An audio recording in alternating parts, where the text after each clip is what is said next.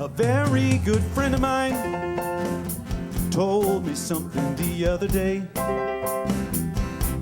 I'd like to pass on to you, 'cause I believe what he said to be true. He said we're here for a good time, not a long time. So have a good time, the sun can shine every day. And the sun is shining in this rainy city. And the sun is shining, ooh, isn't it a pity? And every year has its share of tears, and every now and then it's gotta rain. We're here for a good time, not a long time. Sing it out if you know it.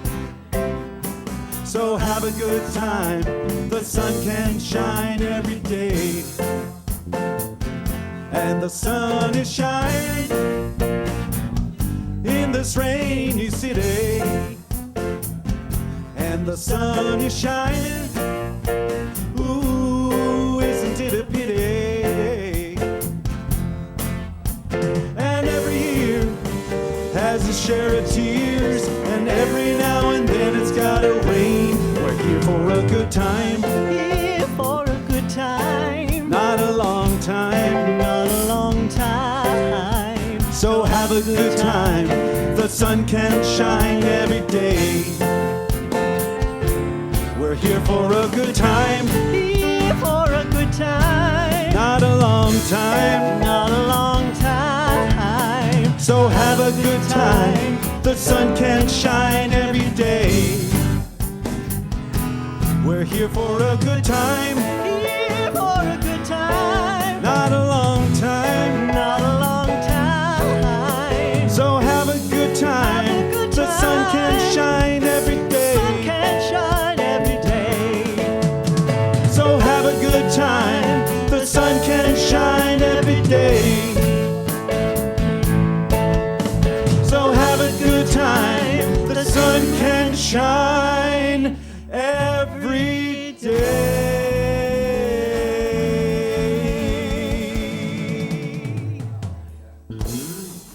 Good morning. Good morning. Happy summer solstice. Happy Pride. Happy Luminato. Happy every festival on the planet is going on this Happy weekend. road closure. Happy road closures. Yes. No, not Rib Fest. No, not at our house. No. So, happy Father's Day. Oh my goodness. There's just so many things. And everybody just looks so shiny and pretty this morning. Look at you all. Well, yes, you're welcome. For those of you who are new to us today, welcome. My name is Tanis. When you came in the door, you were given a program. There are some announcements on there. There are some lyrics to songs we're singing for you to join us. Chair yoga is happening today, and it's going to start about 15 minutes after service. So don't wander far away if you are partaking in chair yoga. And also something that's not in the announcements, but I am to tell you to save the date, Sunday, July 26th. There will be a workshop after service called the One-Step Health Solution. And that's all I know. So details are to follow on that. So I was just cryptically told that before service. So there you are. And the man who cryptically told me that is coming up to the stage. So put your hands together for Reverend Jonathan Zenz. Good morning. I love being cryptic. Oh, do I want to move that out yet? Not yet. I also want to let everyone, so the One-Step Health Solution. I will tell you a little bit more about it. The One-Step Health Solution is a workshop that was developed by my friend and fellow practitioner, Michelle Roberts, and her partner, Dean Yasuda. And they are coming from Southern California to do a workshop here. So I'm really excited that they're part of James Mellon's center, and they're coming all the way here to do their workshop. So I think it's going to be a really exciting day. Michelle, I'm sure, is going to talk about how spiritual practice and combining that with the tools that they're going to be teaching helped her lose like 30 pounds. It's going to be awesome. So, because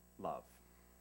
It's an energy of love. That's all it is. And I'm not talking about romantic love. I'm talking about the creative principle of the universe. That everything that has shown up in our experience has shown up because of love.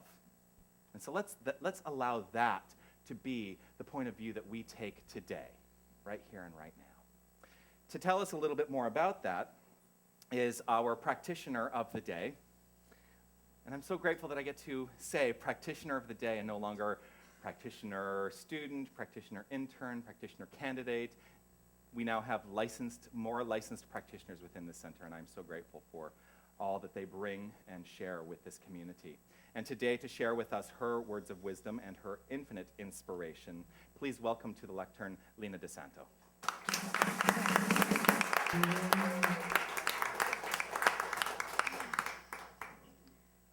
Thank you, Jonathan, and good morning, everyone. I think Tan has covered everything as far as all the summer solstice and everything that's going on. And I started yesterday with going out to enjoy some of the festivities with a little taste of Italy, because I had Dad on my mind, and I thought, what a better way to start my talk. So it was feeling the energy, feeling the connection to people, and the fact that it's summer solstice, the longest day of the year, it was just a brightness to be out and about and be part of it and feel it. So vibrancy, life, energy, everywhere. So I'm grateful to be sharing this morning with you.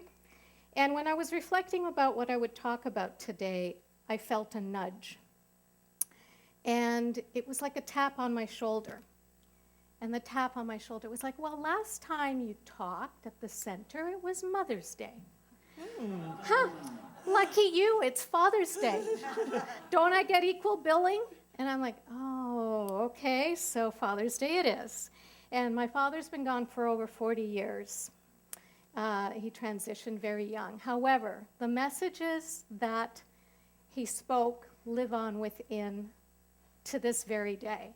And before I share about my father, I would like to share about this day, that it's considered extremely important because it helps to acknowledge the contribution of fathers, not only to individual families, but to societies at large as father figures.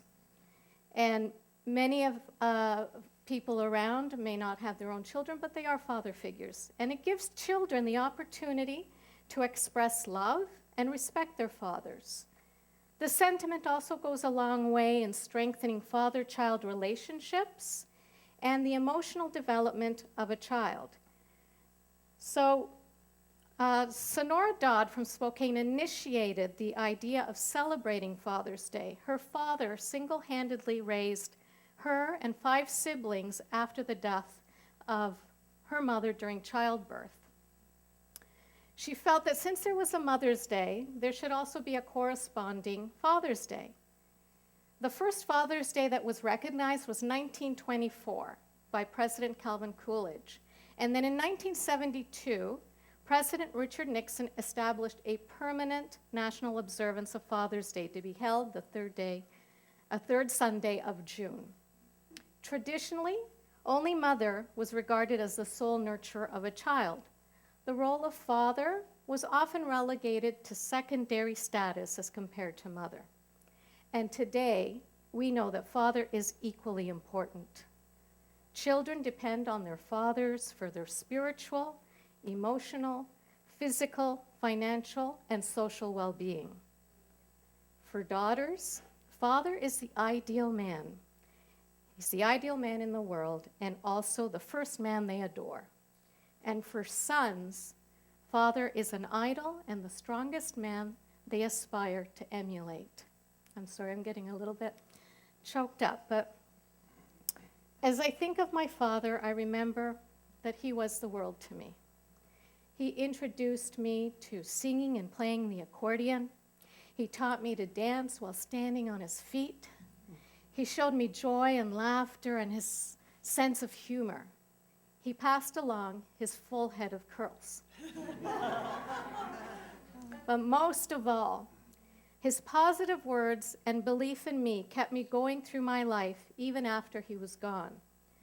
And one of the scenarios that came to mind that kept drilling over was when I went to help him at night to clean offices, just so I could spend some quality time with him.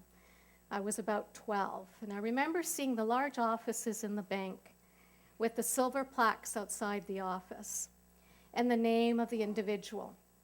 There was a corner office which belonged to the president. It had the big mahogany furniture, black leather chair, even a leather sofa. I thought, wow. And then next to it was the vice president's office. It had a mahogany desk and a leather chair. And as we were getting ready to leave, I said to my dad, you know, one day I would like to work in this office and be a vice president. And he said to me, as he often had, you know, Lena, it doesn't matter that you're a girl, because he was often overriding my mother's belief that I was to learn to cook and clean and get married and have babies. He said, we live in a land of opportunity, and you can be anything that you want to be. So he turned to me and he said, I have a question. Why would you only want to be vice president? Why not president? And even at the age of 12, I already believed that I had limitations to what level I could succeed. I thought that being a vice president was a large enough dream. So I did end up working in a large office with a mahogany desk and a leather chair, sitting next to the president's office at the corner. Thoughts are powerful. Today, Dad, I have great news. And I know you're listening. I am here to declare that as a practitioner, I am now President and CEO of my mind, a position that is the greatest one to be in, one only I can claim for myself. Thank you for believing in me, and happy Father's Day.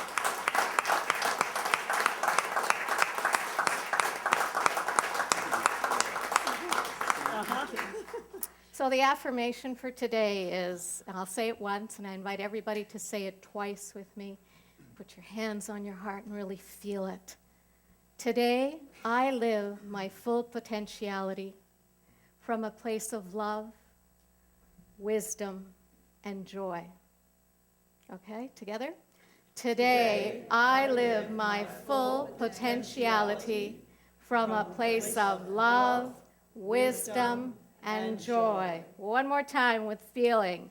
Today, I live my full potentiality from a place of love, wisdom, and joy. Namaste.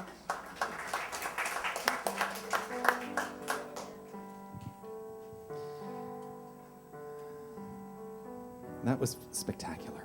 Thank you. So as we take this moment of reflection, allow yourself to hear what you've just heard and take what you can, whatever has resonated with you at the heart level, and allow it to simply be present there for a moment. And breathe. Let's each of us allow ourselves to go to that place of recognition that we are that place of full potentiality. We are infinite potential, each and every one of us, because we are that which is. We are the very presence of this divine creative power. Each and every one of us is that which is.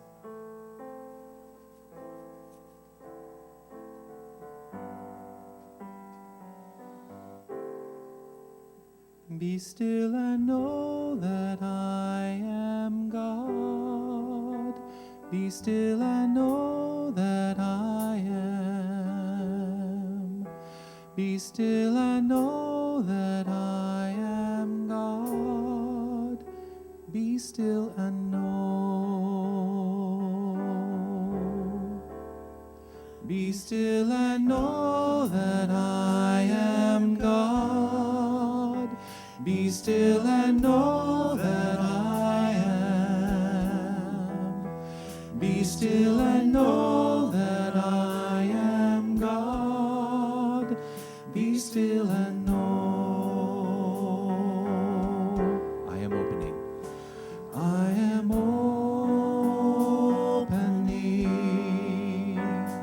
I am opening. My heart is ready to receive. I am opening. I am opening. My heart is ready to receive. And so from that place of openness, that place of receptivity, I now invite Lena to lead us in affirmative prayer. Feeling that life force, energy, that breath within each and every one of us. As we open, as we are guided by Spirit to do what is ours to do, to be what is ours to be, with love in our hearts, tapping into this at every moment as it's ours, within, throughout, to shine our light. Feel that. And knowing that all is well, all is good, and all that we desire, we shine our light, we bring it forth, we connect with each and every person around us right here, right now, on this longest, brightest day of summer solstice, entering a new season. Allow this awakeness, our consciousness, to be as bright as can be, to enjoy life, because that's what we are here to do.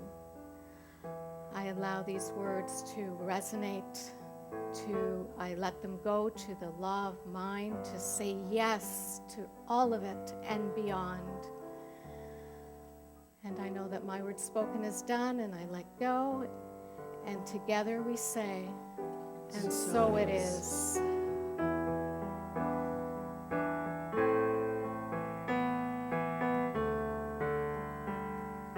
Be still and know. Be still and know that I am God. Be still and know that I am. Be still and know that I am God. Be still and know.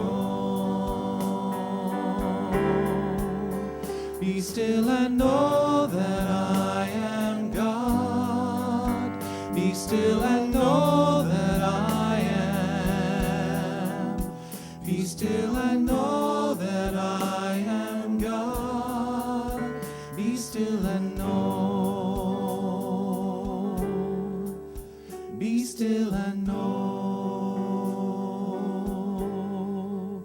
Be still and know.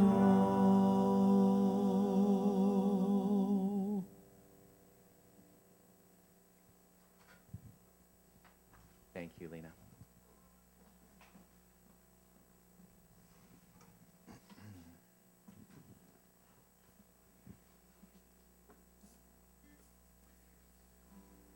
The song today, when did we do this last? September? September. And I think during the service, this is what happened. We did this song in September. Well, they did the song in September. I didn't sing on it, and I'm not singing on it today.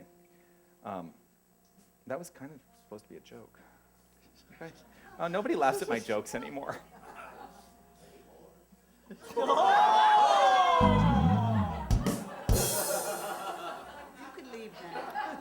I'm going to miss you, Tony. Yeah.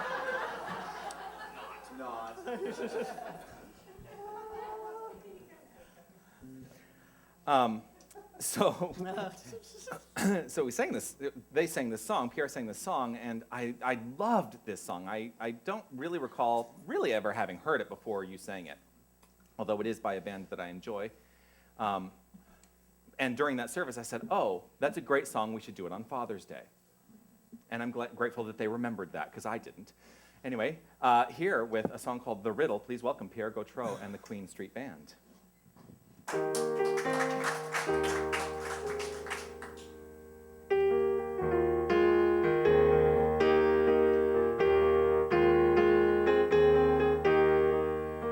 There was a man back in 95 whose heart ran out of summers, but before he died, I asked him, wait, what's the sense in life? Come over me, come over me.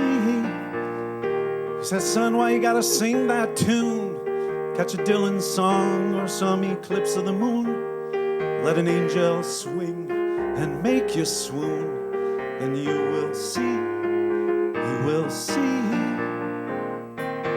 Then he said, here's a riddle for you. Find the answer. There's a reason for the world, you and I.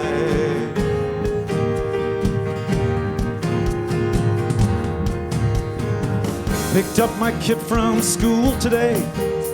Did you learn anything? 'Cause in the world today, you can't live in a castle far away.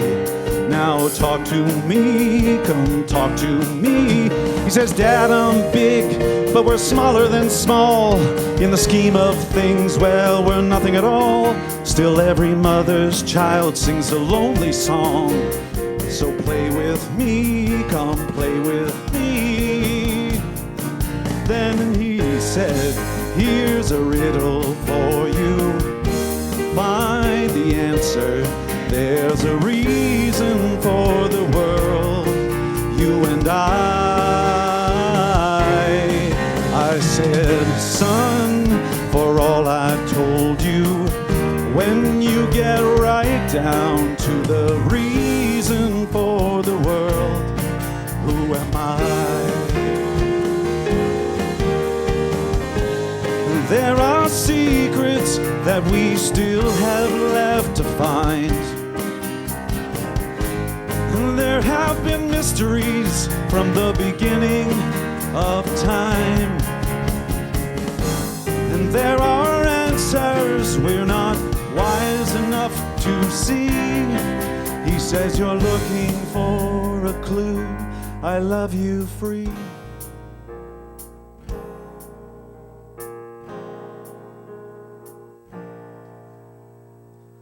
The batter swings and the summer flies. As I look into my angel's eyes, a song plays on while the moon is high. Over me, something comes over me. Yes, we're big and I guess we're small. If you think about it, man, you know we got it all. Because we're all we've got on this bouncing ball. And I love you free, I love you freely. Here's a riddle for you. Find the answer. There's a reason for the world.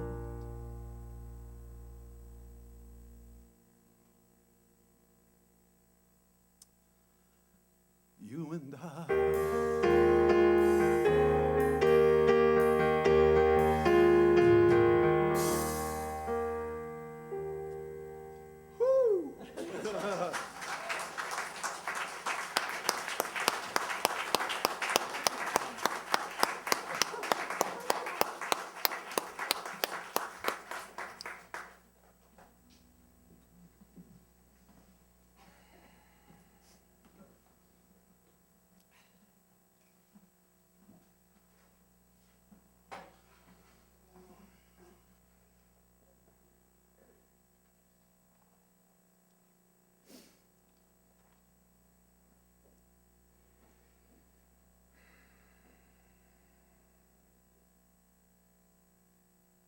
There's a reason for the world, you and I.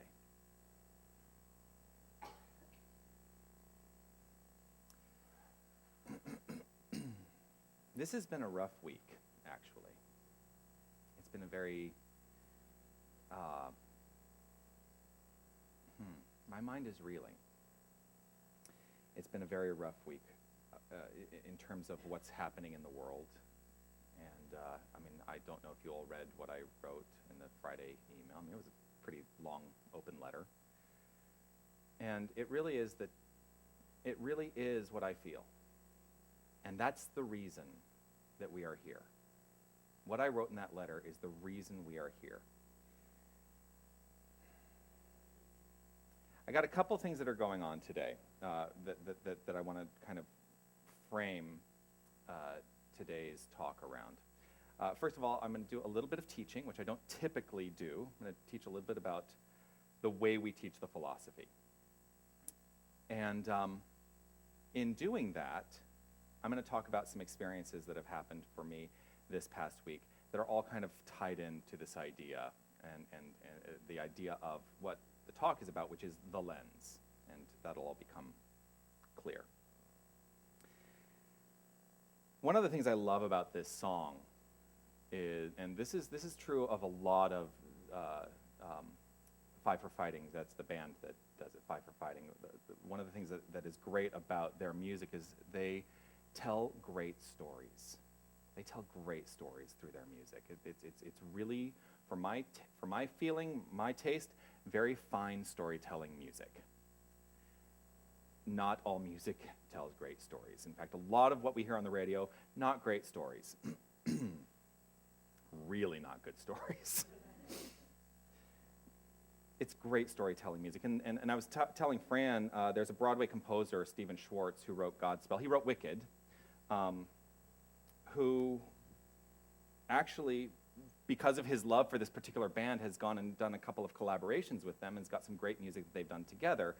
And, you know, musical theater is storytelling music, so it's a very wonderful fit. And the lead singer of Five for Fighting has this, like, amazing tenor, like, oh my gosh, like, such an amazing tenor voice.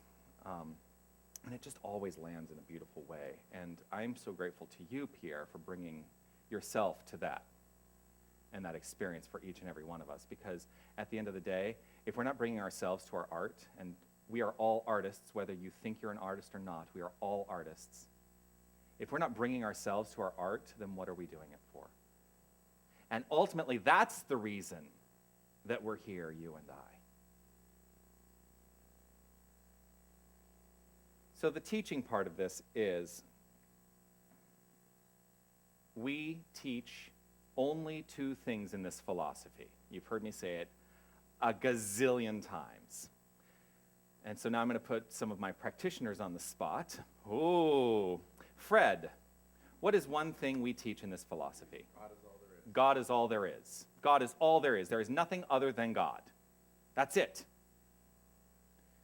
Jesus of Nazareth said it like this: the Father and I are one. If God is all there is, then that is who and what we are. Each and every one of us is God. That's why I say it all the time. We are God. I am God. You are God. And we and we are the rebels in this, even in this organization. We are the rebels. Because we are getting to the point where I think Ernest Holmes was at the end of his ministry when he was about to make his transition. You know, we study, I don't even have one up here anymore. We study the Science of Mind textbook, which was written at the beginning of his ministry. But he evolved and came to a deeper understanding that the absolute and the relative, God and we, are the same thing. There is no separation. There is no difference. So God is all there is. That's one thing that we teach. What is the second thing we teach, Lena? Well, the law, the cause of law and effect. That's actually a really interesting way of putting it. The law of cause and effect. The law of cause and effect. For everything that shows up in our experience, every effect that shows up in our experience, who we are is an effect. And it is because of some cause that the effect shows up in our experience.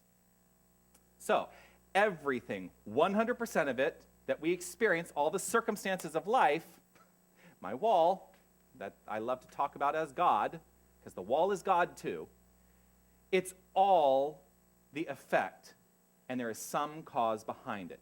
Now, within the philosophy, what we teach is that cause is 100% the use of mind. our individualized use of an infinite mind is what creates the effects of our life. Does that make sense? Yeah. And so, the reason that I'm telling you this is, it's usually something that I reserve for the classes, because that's really like Science of Mind 101. We spend 8 weeks talking about the process of the law of cause and effect. So, the infinite mind, through the individualized use of it, that's us, impresses upon the law an idea.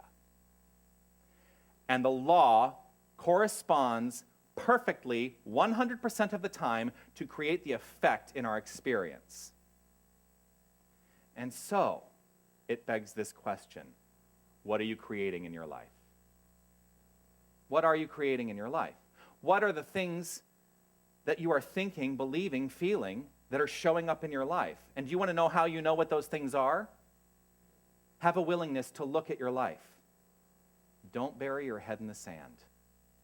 We must have the willingness to take a good, hard look at our life and step into the change if we want change, or step into expanding on the good if that's what we're experiencing, if that's what you want. And here's the thing: I'm not here to tell you what to do with the law of cause and effect. I'm just here to tell you that you have the power to create anything in your life that you desire.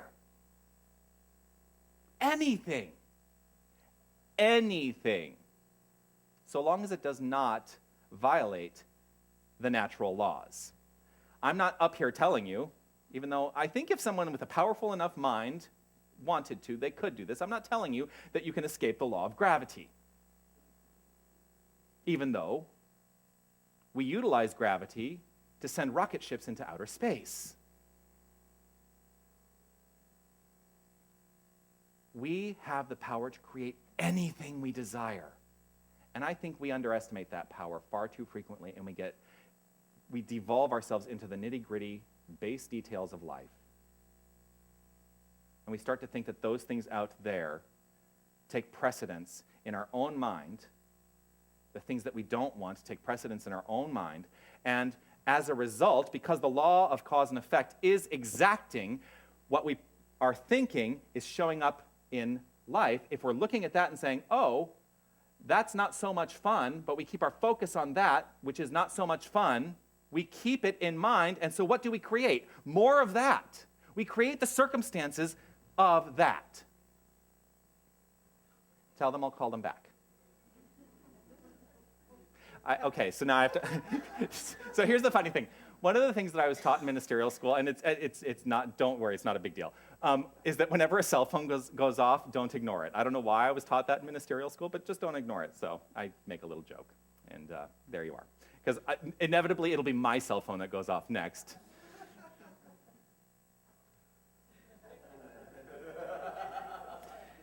Did I turn off my ringer? Don't any of you try and call it right now.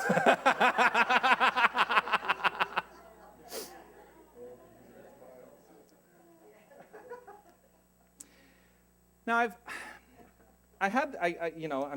I'm not doing notes so much anymore, but I have this quote of Ernest Holmes that I wanted to bring up to today.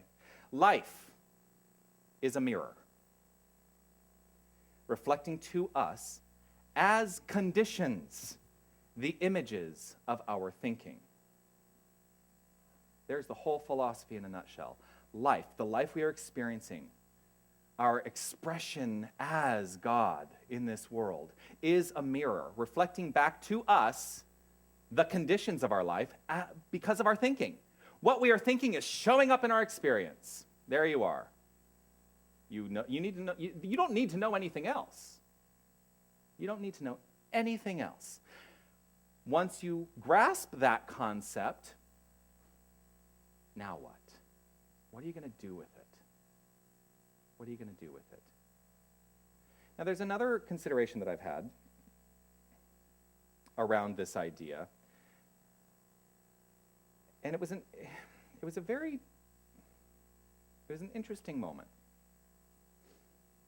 and it was actually well reflected in the event that I took part in last night, and some of you may have been interested in coming to see this event, and I didn't really talk about it from up here very much because it's really not the right place. I didn't even put a poster up for it because I was kind of pitching the conference for so long that I didn't really get to this until this week.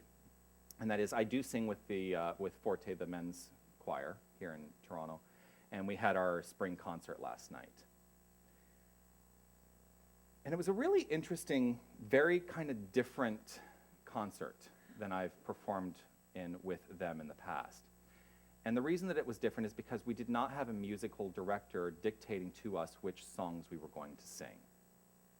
What we did with this concert is we put it out to the entire chorus to submit songs that they were interested in singing and have a reason for singing them. The idea is there had to be a story behind the song.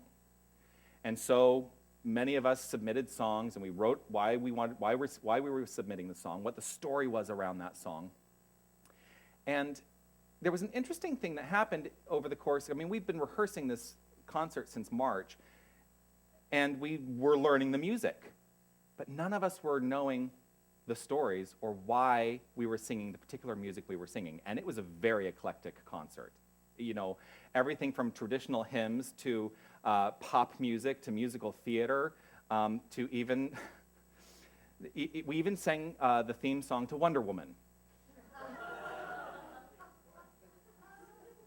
And I will never forget my friend Nick, who's in the choir, going out in front of all of us, pretending to, you know, with his golden lariat, pretending to be Wonder Woman.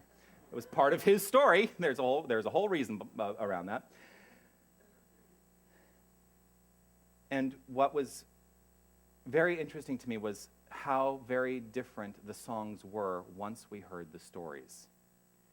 And I had not heard the stories before last night. In the rehearsal, we never got up and told the stories, but in the performance, the idea is everyone would get up who had a song that was in the show, they would tell the story, and then we would sing the song. And the songs have meaning to each and every one of us when we hear them. And they had a very different meaning when we understood the story behind the song. The one that really comes to mind and is a good one for Father's Day is actually, so I sang my song, I told my story, I sang my song, and then the guy right after me got up and he told a very poignant story that he had not even submitted. He hadn't submitted this story, I found out, when he submitted his song. So it's the end of Act 1, and he gets up and he talks about his favorite musical, which is a musical called Sunday in the Park with George.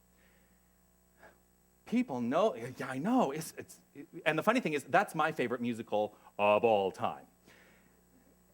And it's a very it's not a very well-known musical. It's one of Stephen Sondheim's pieces, and a lot of people, I mean, if you're a Sondheim fanatic, you will know Sunday in the Park with George. But you almost have to be a Sondheim fanatic to really know that show. Anyway, Jeremy, the guy who chose the song, got up and he talked about the life of an artist. And that's what the story of Sunday in the Park with George is all about. And then he started relating it to his father, who was an artist, and himself as an artist, and what it means to be an artist, and how these stories are so poignant. And it gave a whole new flavor and meaning to the song Sunday, which is the song we sang, which ends Act 1 and Act 2 in Sunday in the Park with George. And in the end of Act 1, what he talked about is, at the end of Act 1, it's the artist putting the painting together. And at the end of Act 2, it is the deconstructed painting and they're all singing to the artist. It's a really, it's a lovely, lovely sentiment in the show, and very telling about who we are and the way we express as artists. And again, remember what I said before? We're all artists, whether we think we are or not. What is your art? What is your art?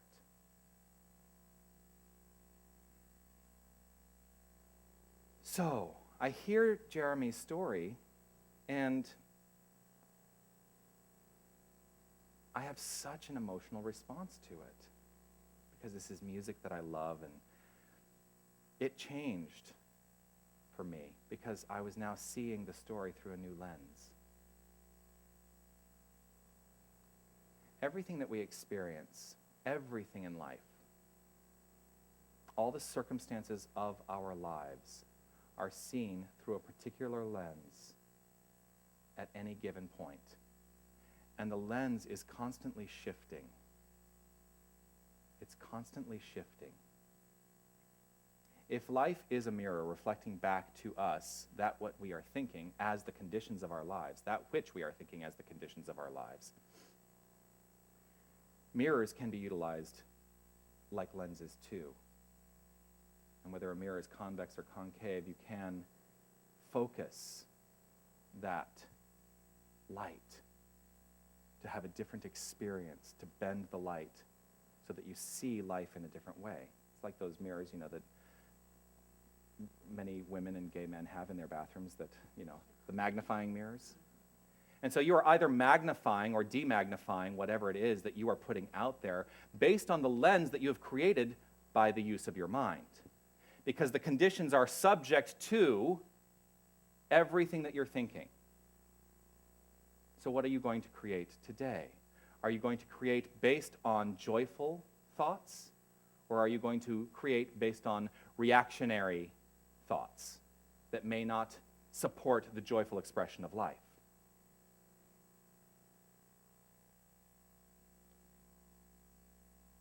And I think that far too many people in our society are doing the latter. We're living in reaction rather than living in forward movement and action. And I think that's what happened in Charleston, South Carolina. There's reaction there. And there was one of the things that I'm really grateful for is reading about the response when whatever his name is, I don't know the name of the guy who confessed to it, but when he was, by video standing before the judge, and each of the family members got up, and every single one of them got up and said, "We forgive you." What a powerful, powerful stance to take. What a stance based in love. To say, "We forgive you." And I get very emotional about this because I think we need more of that in the world. And this is where it starts, right here in this room. Each and every one of us can move forward in life, allowing only loving thoughts, kindness, allowing only kindness to guide us. This is the lens that I invite each and every one of us to utilize from this point forward. Only love. See life as love. See life as joy. See life as the gift that it is. Because that's what God is. God is life expressed by means of each and every one of us. And so that's the lens that I invite us all to put on today. The lens of love. We need more of it. We need more of it. And we need to take this out into the world, not allow any longer anything that does not support love, light, life, peace, beauty, joy, and power. We are each of us powerful beyond our recognition or understanding, because the whole of the infinite creative resource is flowing through us, as us, expressed by means of us. We are not little within that. We are expansive. And so as we expand ourselves in love, through love, we change the world. And this is what I believe the great mystics of the world have come here to teach us. All the mystics of the world focused on love as the guiding principle of life. Every single one. And you know what's even better news? We're all mystics. we're all mystics. When we allow ourselves to live as an expression of love, then we cannot help but be mystics, intuiting all right action, all goodness.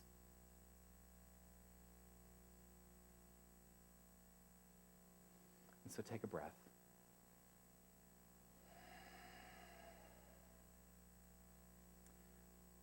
And I'm going to invite us all to perhaps bring to mind something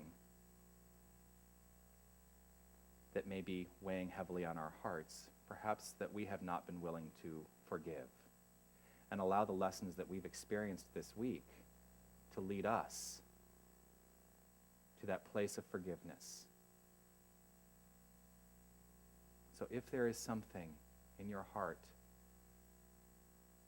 that needs forgiveness, allow yourself to go there now. Allow forgiveness. Simply allow. Breathing in the love. Breathing in the understanding that each and every one of us is the embodiment of this loving light. And now that you know, now that we know, there is no turning back.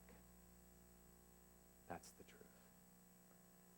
And this is how I choose to live my life. And I invite you on that journey with me, moment by moment, minute by minute, second by second. Allow forgiveness. Allow love.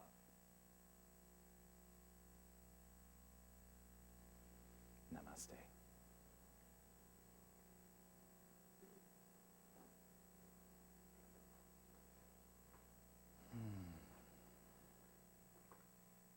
As the band makes their way back up, I invite you to take whatever it is you're offering the center today, as this is our time of giving. Your contribution, your tithe, your investment in the center, your investment in yourself. Because as this center grows, we offer the opportunity for you to grow as well, because we are a community here. And all that we share moves through this center to do great work in the world. And so allow that to be the energy that you give with today, to know that what it is you offer this center does great work in this world. And for this, I am truly grateful. And we're going to sing this super upbeat song now that I've brought everybody into this lull. We're going to do this song that I absolutely adore. No, I was just thinking the same thing. Oh, you need a tempo? Yeah, it's not super upbeat.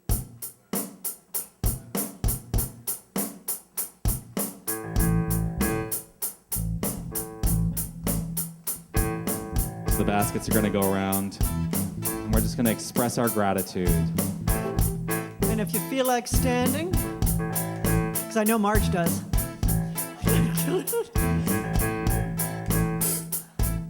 Thank you for this day, Spirit. Thank you for this day. Sing that. Thank you for this day, Spirit. Thank you for this day. Thank you for this day, Spirit. Thank you for this day. Thank you for this day, Spirit. Thank you for this day.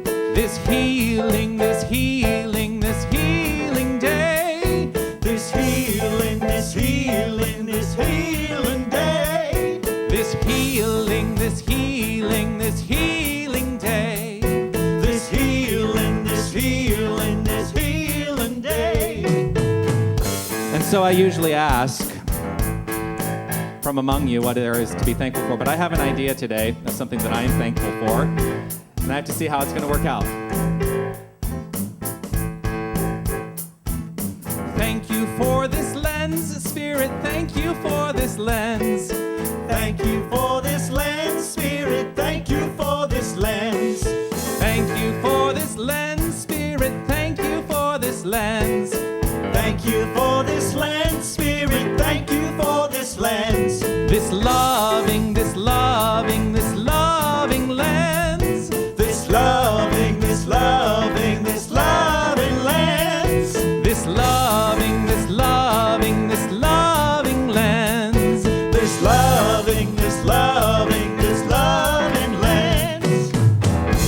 has something that they're thankful for?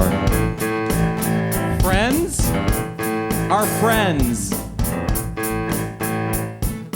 Thank you for our friends, Spirit. Thank you for our friends. Thank you for our friends, Spirit. Thank you for our friends.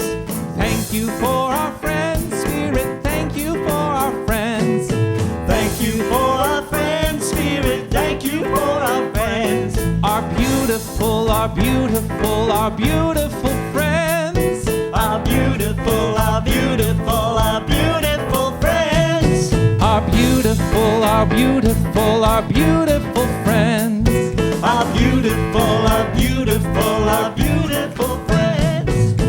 We're going to do one more because it's one that I just thought of. Well, because I was going to say we should thank our fathers. We'll do both. Thank you for our Father, Spirit. Thank you for our Father. Thank you for our Father, Spirit. Thank you for our fathers. Thank you for our Father, Spirit. Thank you for our Father. Thank you for our Father, Spirit. Thank you for our fathers. Our wise, our wise, our wise Father. Our wise, our wise, our wise fathers. Our wise, our wise, our wise Father. Our wise, our wise, our wise fathers. And so I've had a request that we are thankful for our children. Whether we have them or not, or we think we don't have them, we all have children. Thank you for our children, Spirit. Thank you for our children. Thank you for our children, Spirit. Thank you for our children. Thank you for our children, Spirit. Thank you for our children. Thank you for our children, Spirit. Thank you for our children. Our playful, our playful, our playful children. Our playful, our playful, our playful children. Our playful, our playful, our playful children. Our playful, our playful, our playful children. I said thank you, Thank you, thank you, thank you, thank you, thank you. thank you. All right. That was fun. All right, Lena, if you would, please do a blessing over the offering.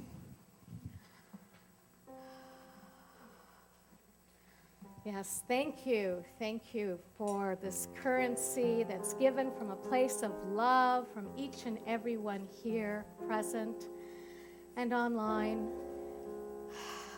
This allows us to continue as a community to expand, to take our good out into the world and beyond.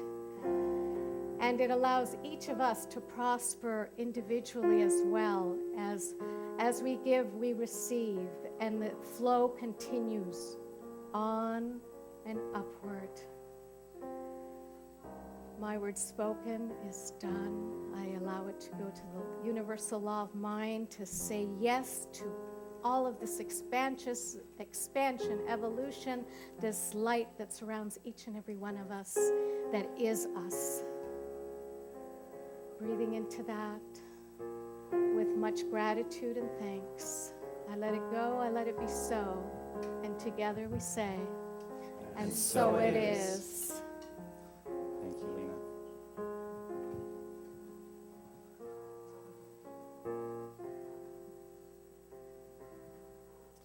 So I'm going to invite us all to breathe.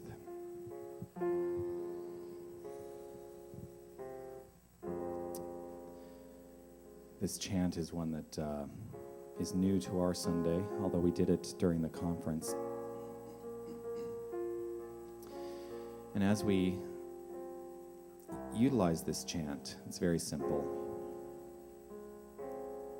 Allow yourself to take what you've heard today and recognize that thing, whatever that thing is, that place of forgiveness, whatever it is that needed forgiving, and now have a willingness to let it go.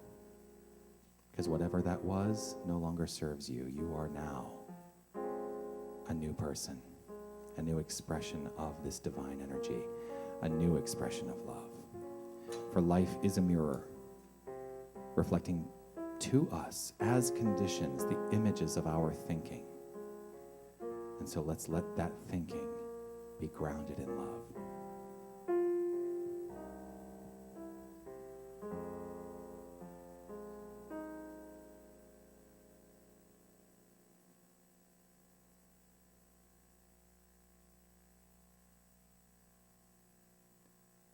I am letting go of the things that no longer serve me.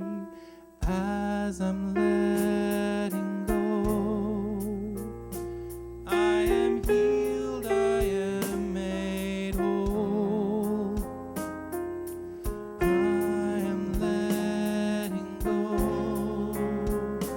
of the things that no longer serve me. As I'm letting go, I am healed, I am made whole. I am letting go of the things that no longer serve me. As I'm letting go, I am healed, I am made whole.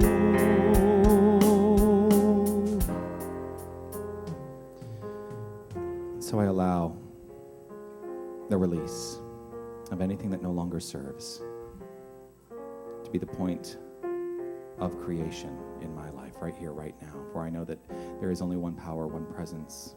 There's only one thing going on. It is love. And this is who each and every one of us is. We are love, the embodiment of love, the embodiment of light. And I trust and know that as we come to a deeper understanding of this, we step into more constructive experiences of life. For once we know, we can't not know. And so all that we think, all that we say, all that we do becomes that perfect mirror reflecting back to us the conditions of our thoughts, our actions, our beliefs, all wrapped up as one thing, the expression of life. For there is one life. That life is God's life.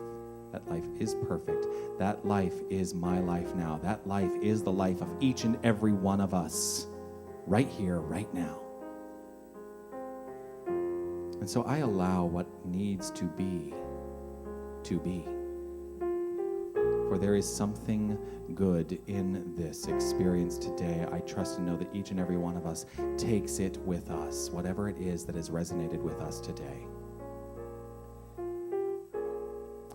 I am grateful for this experience. I'm grateful for this expression, and I'm grateful for everyone who stepped up to make this expression happen here today, in this particular space, in this particular time.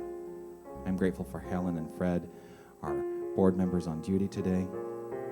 I am grateful for Lori for setting up. I'm grateful for Judy and Susan, who were our greeters today. I'm grateful for Margaret Ann in the bookstore, Dane on sound, Tony on our webcast. I am grateful for Mahala. Even though she had no dynamic kids today, I am grateful for her and her willingness to serve and to be present. I am grateful for Fred's meditation this morning, and I am grateful for Lena and her infinite wisdom that she shares with us, not just today, but always. I'm grateful for Pierre Gautreau and the entire Queen Street Band. And I'm grateful for each and every person present in this room, watching online. I am grateful. And so from this place of gratitude, I simply allow God, love, light to do its thing, stepping out of the way and trusting. I release, I let go, and I allow, as together we say, and so it is. I am led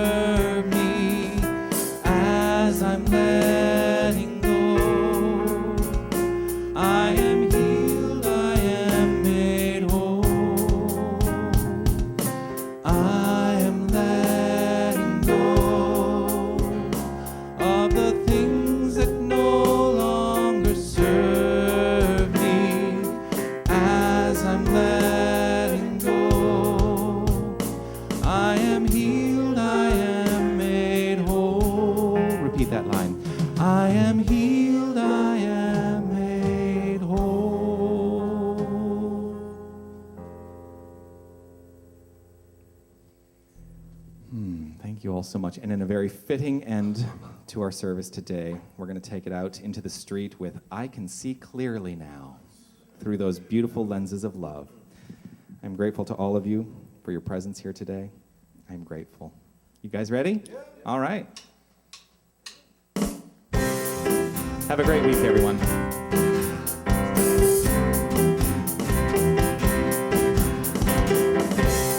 I can see clearly now, the rain is gone. I can see all obstacles in my way. Gone are the dark clouds that had me blind. It's gonna be a bright, sunshiny day. It's gonna be a bright, sunshiny day. I think I can make it now, the pain is gone. All of the bad feelings have disappeared. Here is the rainbow I've been praying for. It's gonna be a bright, sunshiny day. Look all around, there's nothing but blue skies. Look straight ahead, there's nothing but blue skies.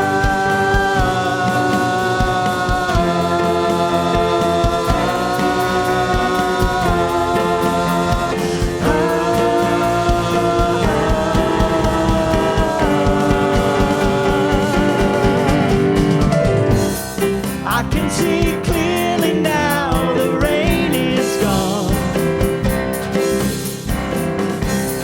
I can see all obstacles in my way. Gone are the dark clouds that had me blind. It's gonna be a bright, sunshiny day. It's gonna be a bright, sunshiny day, yeah. It's gonna be a bright, sunshiny day, yeah.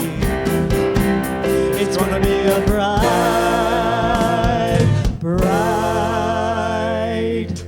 sunshiny day. Nice jazz hands. Awesome. Happy summer, happy Father's Day, happy